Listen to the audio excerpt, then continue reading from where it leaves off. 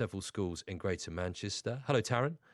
Good afternoon. How are you? Good afternoon. Good, thank you, mate. And Karina White is with us as well. Karina is a single mother whose 11-year-old daughter goes to school in Lewisham, also a co-host of the Black Mums Up Front podcast. Hello, Karina. Hello. I'm expecting you to be up front on this programme as well, okay? As always. I should hope so. And Fiona joins as well. Fiona is a parent of two in Peckham in South London with a 9-year-old son who has ADHD and a 16-year-old daughter who will be doing her GCSEs this summer. She is also the founder of the Young Mums Support Network. Hi, Fiona. Hello, hi. Hi, thanks for joining. So actually, you two aren't far apart at all, are you, Karina and Fiona? No, and I know Fiona. Oh, you know each other, right? Yes, even better. We do. Hello. Well, it saves a phone call, doesn't it? You know, just joining up on national radio instead is easy. Well, I'm sure neither of you know Tarun, so Tarun's kind of on his own a little bit here. But Tarun, don't worry, I'll hold your hand through this. Talk us through a number of schools, as we say, several schools in Greater Manchester with the Dean Trust there that you're the chief exec of. Yeah. What's happening with those schools? Well, we're following government guidelines. We're waiting for announcements yesterday which were made. It's given us some clarity. I suppose we've got some relief that our primary sector's open because it's just desperate if those primary children have to be at home and the parents can't work. And I think people have had enough of homeschooling. We're also relieved that we've got a little bit of time to read the documentation about testing. And on Monday, we have a number of webinars where we are being trained on how to test up to 1,500 people in one school. The sadness is that children are being kept at home again, and remote learning is fine and we do it well, but it's not the same as coming into school. And because schooling isn't just about the lessons, it's about everything else, the trips, the after-school activities, the camaraderie, and the children really miss that. And I want to touch on all of that with Karina and Fiona in just a second. You mentioned the testing. See, I was on air on the evening that the government announced that there was going to be some kind of staggering. We didn't know what date it would be, way back in the middle of this month, so a couple of weeks ago. And it was the day before schools went on their breaks, and everything was so unclear that evening. You know, I spoke to a union representative who said, what the heck are we meant to be doing during this holiday period? And I just wondered, you said you're going to have a webinar. How set are you for? Because this is a big operation that you're going to have to deal with here. Do you know how it's going to all shake down? Well, two things. First of all, we decided to do nothing because we knew that there'd be a change of mind, and there always is. They make one announcement and it changes. So we were right. Planning has taken place today, and it'll be finished off tomorrow. So next week, we know exactly what we're doing when we come into school. We have had mass testing in 2 schools as part of a DFE experiment, actually. Oh, right. And how did that go? Okay.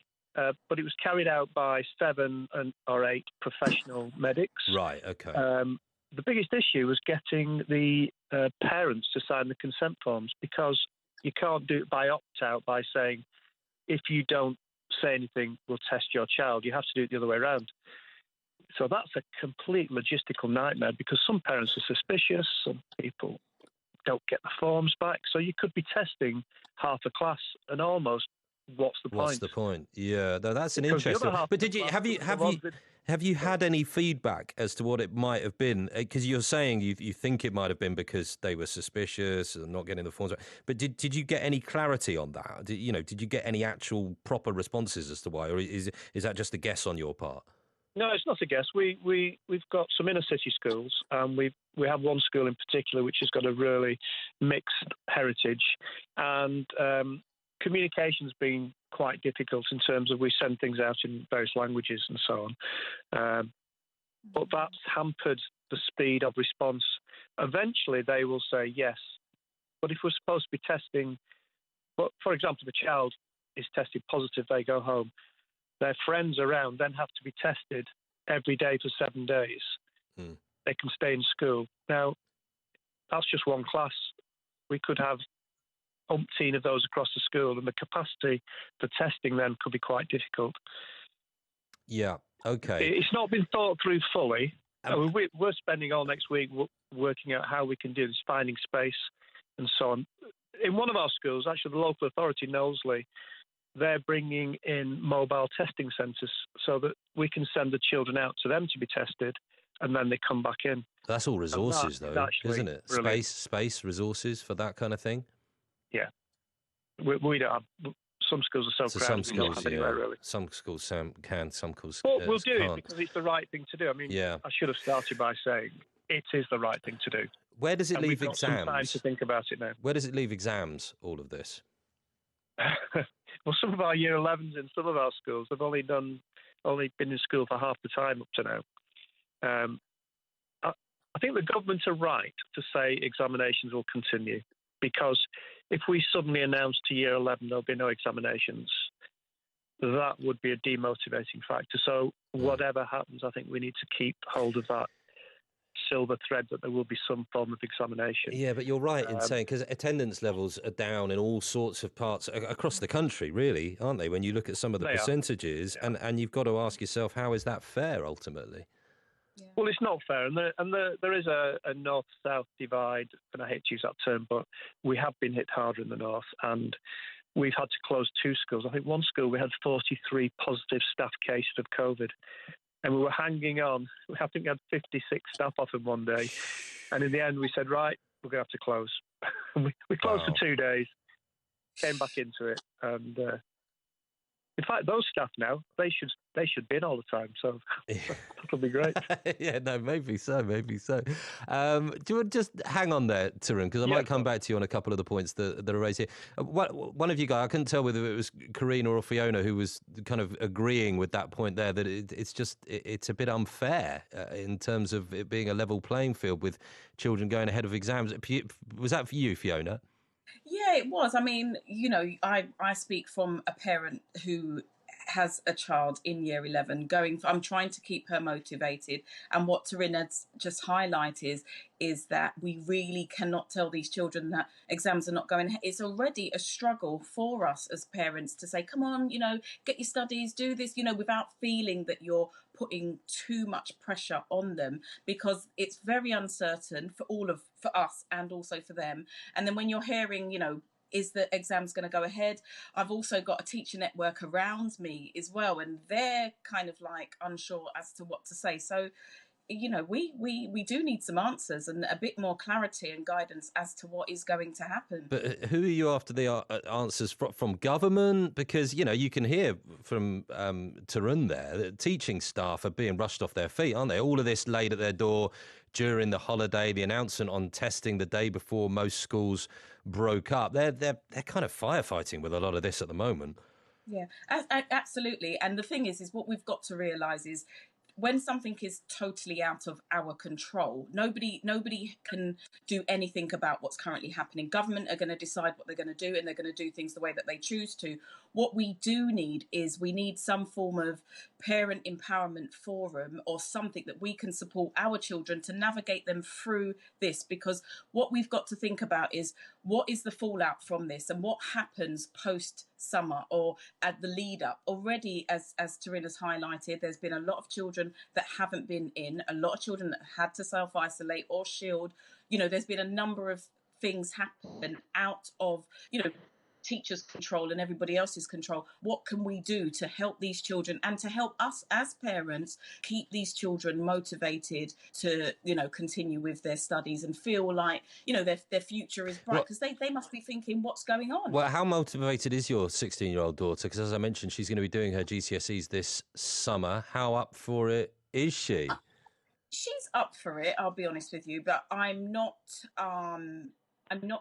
I'm allowing for her to find her kind of study pattern. So she's put a timetable together, and what we're I suppose battling with at the moment is the devices, which is very distracting. So it's finding her flow, I suppose, in terms of knowing that, right, you're going to have to set yourself some time to do some studies. Yesterday she was doing some work. She was like, oh, Mum, I've got to do biology now, but it's so boring. I'm not motivated. So I said, just give yourself some time take a little break, you know, just trying to give her some little tips as well. I even tell her to go out. I tell her to go and take a bike ride and just get some air, come back in, because if you're not careful, like I saw, we sit in front of our device. That's it. Or our screens, and we're not moving. So I've been trying to get her active as well. Good mum advice, that is top mum advice. Just going for a little wander, that can do the world of good. Although I would say I was kind of allowed to find my own flow when I was at school. It didn't always work out fantastically well. But right, listen, Karina, how are you finding things? What's the situation for you? You're a single mum. You've got an 11-year-old daughter. Is she going to be going back? When's she going back? Thank God. I know some parents probably don't agree, but my daughter is going back. We live in Greenwich, but she goes to school in Lewisham, which is neighbouring borough to Greenwich. Both boroughs and neither of their schools are opening. All of their schools are going back. I know our local councillor has expressed his concern, especially with Greenwich, because of their numbers of the schools still remaining open. But she's going back on Tuesday. She's very happy to be going back. This year for her is a very crucial year. She's 11, so she's in year 6. She's doing entrance exams for secondary school, and she also has her SATs coming up as well before the summer break. They've lost a great deal amount of teaching time in school, and I think especially for the younger kids, what they're struggling with is not having that interaction with their friends. And I do worry about the impact that's having on the younger kids. And that's a concern for a lot of parents, isn't it? But, you know, do you not look around and look at some of the schools that are delaying things and seeing that we're now confronted with this new variant of the virus, of course, more transmissible, and the need to get on top of it? It's good for you as a parent because, you know, you don't have to worry about all of the problems that go with homeschooling. And believe you me, I know all about that. I've done it myself with a couple of my children, and good for your daughter. But is it good in terms of controlling this thing? I think for me, I look at statistics and I look at the data and what's happening. I'm a single mum. We live by ourselves. So in terms of her being at school and being around other children, she's literally coming home to be around me. So I totally understand for others who, you know, their kids could be still going to school and coming back being asymptomatic and then mixing with mum, dad, grandma, and other people within their family. So I do totally understand the concerns from parents who have bigger families. For myself, I don't necessarily have that concern because it is just me and my daughter at home. In terms of if her school did close, you know, as always, as mums, we just make do we do the best that we can out of a situation. For myself, I have a very demanding job.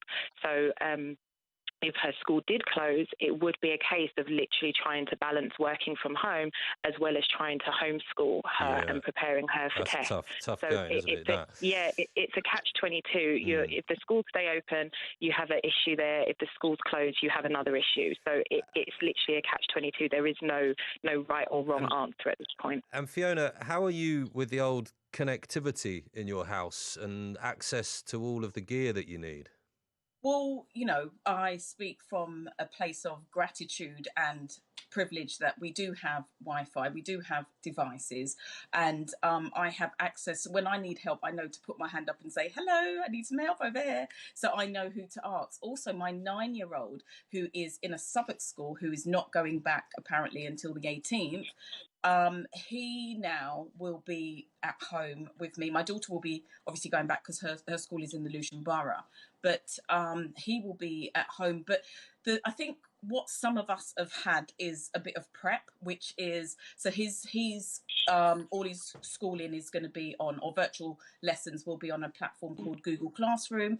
In the beginning, it was like everybody needed passwords and logins, and, you know, you needed your login for this and that. But once, you know, we kind of got used to and familiar with it, and our class rep was amazing. And those of us in primary school will have access to more parents, like the WhatsApp group. I'm in the class reps WhatsApp group, so all the parents are on that WhatsApp. And when we were like homeschooling earlier on in the year, it's like, where's the login? What's this? What's Google Classroom? You know, we were all in it together. So, and that was a great support network for us also. I definitely think, but also, can I also highlight and acknowledge that there will be some that won't be on those class WhatsApp groups and won't have been probably involved, because you think about it, if not everybody does drop off and pick up. Because I work for myself, I am very visible in the playground. The teachers know me, so it's easy for me to have those conversations, but I'm mindful that not everybody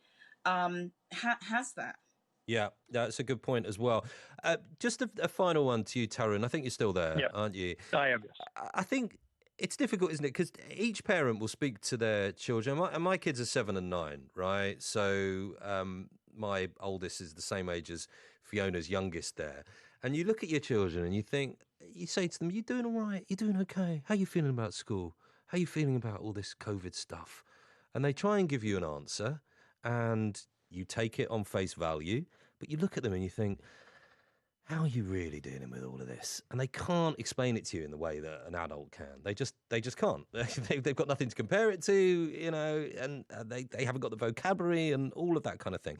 And I just wonder, when you look at the children under your care, what do you think, Taryn, might be the kind of long-term impact for a lot of these kids having gone through all of this? It's quite interesting what you say there, because after the last lockdown, we spent the first week really on pastoral care of the children, as opposed to saying, put them in a maths class, get them doing this, that and the other. We actually talked to them, spent time with the form tutors in the secondary, spent time with the teachers in the primary school, really having conversations about what they've been doing, how they've been coping, and that really helped actually, and it brought to the surface some real issues that we've been able to deal with. But we keep getting lockdowns, and in the secondary sector in particular, when a child's been off for 2 weeks, they come back, they've lost the routine, behaviour issues then start to pop up.